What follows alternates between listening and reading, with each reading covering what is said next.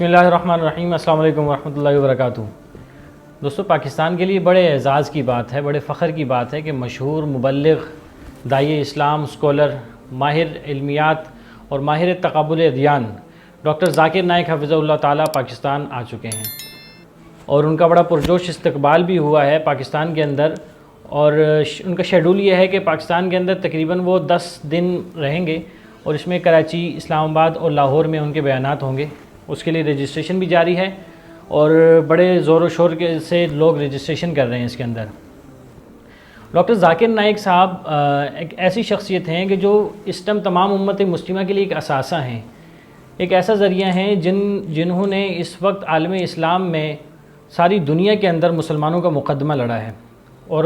مسلمانوں کے لیے، اسلام کے لیے جتنی کوششیں انہوں نے اس ٹائم دنیا میں کی ہیں سب کے سامنے آیا ہے۔ کسی سے کوئی چیز مخفی نہیں ہے، کوئی چیز پوشیدہ نہیں ہے۔ تقابل ادیان کا جو میدان ہے وہ کوئی ایسا میدان نہیں ہے جس کے اندر ہر کوئی کامیاب ہو،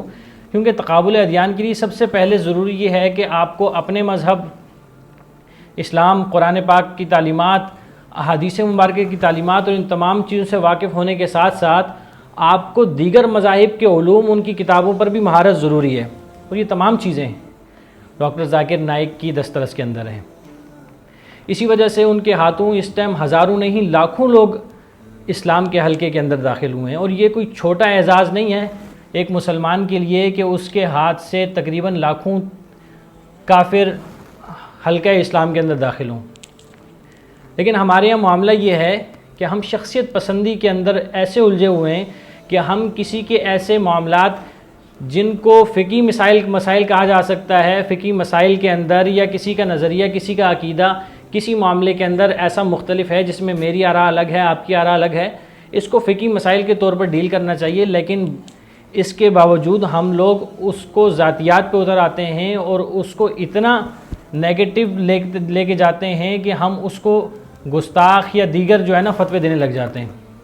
اب ڈاکٹر ذاکر نائک صاحب، ان کا ایک الگ نظریہ ہے، ایک الگ ان کی آراء ہے فقہی مسائل کے اوپر۔ اس کو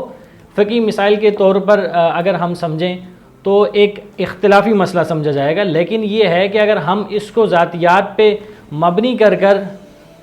اگر ہم یہ سمجھیں اور اس کی وجہ سے ہم ان کی تمام خدمات جو انہوں نے دین کے لیے کی ہیں اس کو سرفروش کر دیں، تو یہ میرے خیال سے زیادتی ہوگی، کیونکہ ڈاکٹر ذاکر نائک اس ٹائم تمام امت مسلمہ کے لیے ایک ایسا اثاثہ ہیں کہ جو مذاہب کے اوپر علوم کے ساتھ ساتھ اسلام کا ایک بہت بڑا کام کر رہے ہیں۔ دین اسلام کے لیے بڑی خدمات ہیں ان کی، اور اس کا بظاہر جو ہم دیکھتے ہیں، کیونکہ کسی کافر کو مسلمان کرنا کوئی مذاق کام نہیں ہے، کوئی آسان کام نہیں ہے، اس کے لیے کمپیریٹیولی سٹیٹمنٹ دینی پڑتی ہے، اس کو یہ بتانا پڑتا ہے کہ آپ کا مذہب اگرچہ آپ کے نزدیک اچھا ہے، لیکن ایک آفاقی دین، ایک آفاقی مذہب اسلام ہے جو تمام دینوں پر فوقیت رکھتا ہے اور تمام دینوں پر غالب ہے، اور اس کو ثابت کرنا سب سے بڑا مشکل کام ہے، کیونکہ جو سامنے سوال کرنے والے ہوتے ہیں کوئی عام نہیں ہوتے، وہ بھی ریسرچرز ہوتے ہیں، وہ بھی اسکالرز ہوتے ہیں، وہ بھی اپنے مذاہب کے اندر ماہر ہوتے ہیں، ماہر فنون، ماہر علوم ہوتے ہیں۔ ایسے لوگوں کو قائل کرنا، کنونس کرنا کسی عام بندے کی بات نہیں ہے۔ ان تمام چیزوں کو دیکھتے ہوئے ہمیں ڈاکٹر صاحب کی علمی خدمات کو کبھی نظر انداز نہیں کرنا چاہیے،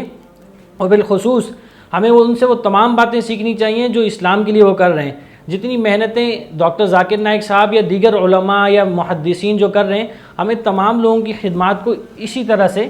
ان پہ فخر بھی کرنا چاہیے، اور ان کو موٹیویٹ بھی ہونا چاہیے، اور ان لوگوں کو اپریشیٹ بھی کرنا چاہیے۔ ایک اور معاملہ یہ ہوتا ہے کہ ہم کسی کی تعریف کرنے کے لیے کسی دوسرے کی تنقید کر دیتے ہیں، حالانکہ کسی کی تعریف کے لیے کسی دوسرے کی تنقید ضروری نہیں ہے۔ ایک طبقہ ایسا بھی ہے جو یہ کہتا ہے کہ پاکستان کے اندر یا باقی دنیا کے اندر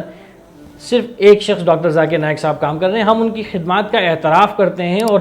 بہت اچھی طرح سے اعتراف کرتے ہیں، لیکن اس سے کسی دوسرے کی تنقید کرنا ضروری نہیں ہے۔ اگر ہم یہ کہیں کہ ڈاکٹر ذاکر نائک کے علاوہ کوئی دین کا کام نہیں کر رہا، کوئی علوم اسلامیہ پر کام نہیں کر رہا، کوئی تقابل ادیان پر کام نہیں کر رہا، تو ایسا نہیں ہے۔ سب کی اپنی اپنی جگہ خدمات ہیں، اور ہمیں سب سے پہلے یہ دیکھنا چاہیے کہ کوئی شخص اگر کوئی اچھی بات کر رہا ہے تو اس کو پک کر لیں، کیونکہ جب ہم یہ دیکھیں گے کہ کیا بات کر رہا ہے تو ہم اس سے سیکھیں گے، ہم اس سے اڈاپٹ کریں گے، علم اڈاپٹ کریں گے۔ لیکن جب ہم یہ دیکھتے ہیں کہ کون بات کر رہا ہے، تو یہ بنیاد پڑتی ہے ہماری شخصیت پسندی کی۔ شخصیت پرستی ایک ایسا عیب ہے جو اگر انسان کے اندر آ جاتا ہے تو اسے سامنے والے کی تمام اچھائیاں بری لگنے لگتی ہیں، اور اس کے تمام وہ خدمات، اس کی تمام وہ جو امور اس نے سر انجام دیے ہیں دین کے لیے، اس تمام چیزوں کو بلانا پڑتا ہے۔ لہٰذا شخصیت پسندی کے اندر نہ آئیں۔ کوئی شخص اگر کسی بھی خطے کے اندر کسی بھی طرح سے دین کا کام کر رہا ہے تو وہ دین کا کام اگر کر رہا ہے تو اس کی خدمات کا اعتراف بھی کرنا چاہیے اور اس کو اپریشیٹ بھی کرنا چاہیے۔ بالخصوص اس وقت ڈاکٹر صاحب پاکستان کے اندر آئے ہیں، اور لازمی بات ہے مبلغ اسلام ہے اور اسلام کی تبلیغ کے لیے آئے ہیں، مختلف جگہوں پہ ان کے بیانات ہیں، بڑھ چڑھ کر حصہ لیں۔ جو جو چیزیں ہم ڈاکٹر صاحب سے سیکھ سکتے ہیں ان کو سیکھیں، تقابل ادیان کے بارے میں ان کی جو خدمات ہیں اس کا اعتراف بھی کریں، اور ہم ڈاکٹر صاحب کہ اس پاکستان کی آمد پہ بڑا خوش ہیں۔ ان کے لیے ایک ایسا پلیٹ فارم ہمیں مہیا کرنا چاہیے کہ جس کے ذریعے سے آج کی جو یوتھ ہے وہ بھی ان تمام چیزوں کی طرف راغب ہو۔ یعنی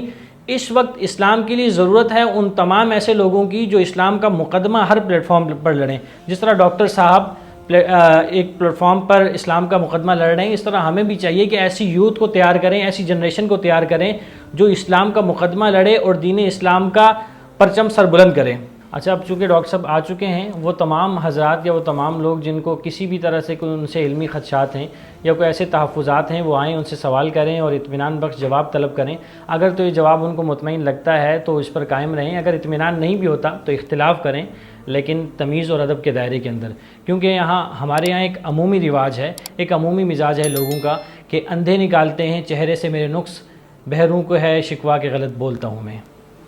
اللہ حافظ۔